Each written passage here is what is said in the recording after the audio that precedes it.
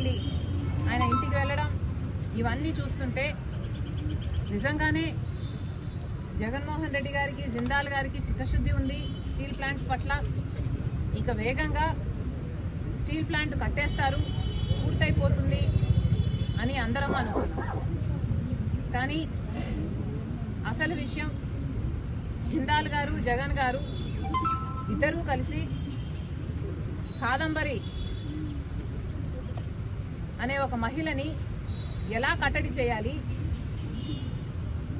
అని స్కీములు వేసుకున్నారు అని ఇప్పుడు అర్థమవుతుంది.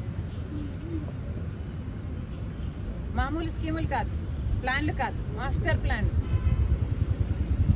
ఒక ఆడదాన్ని ఒక్కదాన్ని చేసి స్కీములు వేసి మాస్టర్ ప్లాన్లు వేసి ఆమెను తొక్కడానికి చూశారు.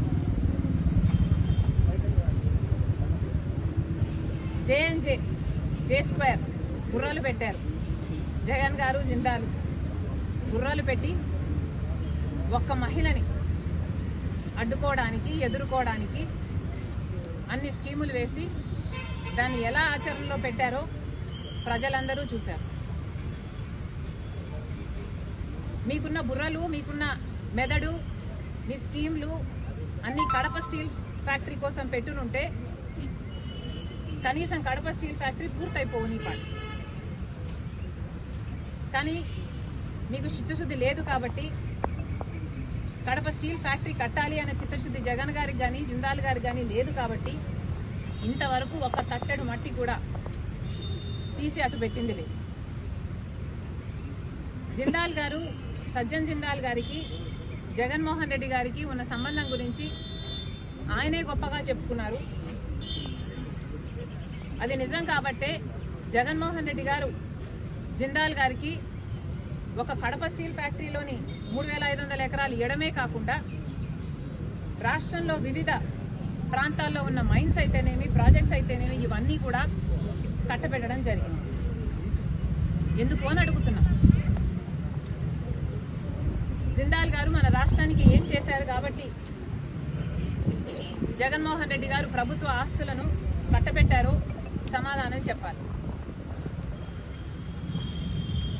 ఈ డీల్స్ వల్ల జిందాల్ వాళ్ళు జగన్మోహన్ రెడ్డి గారికి ఏమిచ్చారో తెలియదు, కానీ రాష్ట్రానికి మాత్రం ఒరిగింది ఏమీ లేదు. ఈ రోజు వరకు కూడా కడప స్టీల్ ఫ్యాక్టరీకి సంబంధించిన 3500 ఎకరాలు జిందాల్ వాళ్ళ చేతుల్లో ఉంది. కానీ ఇంతవరకు ₹1 ఖర్చు పెట్టింది లేదు. ఆ ప్రాజెక్టు ప్రారంభించింది లేదు. ఈ రోజు వరకు కూడా రాళ్ళు రప్పలే కనిపిస్తాయి. ఒక ఎడారి లాగా ఉంది ఆ ప్రాంతం. మరి వీళ్ళకి చిత్తశుద్ధి ఉంది అని ఎలా చెప్పుకోగలుగుతున్నారు?